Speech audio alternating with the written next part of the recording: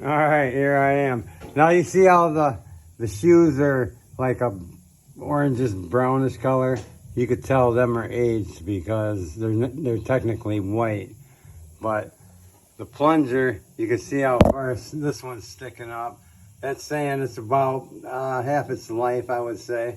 But that depends on if it's on the crank mode, which it is. And other than that, it's pretty oily under here. I don't think they sealed it very well because you can see the white of the original, and then you see the black where they went and used silicone, didn't even clean off the original silicone here, because that white is the original stock OEM, and then this black here is just regular silicone from Farmer Fleet or something. But yeah, you let me know on that timing chain.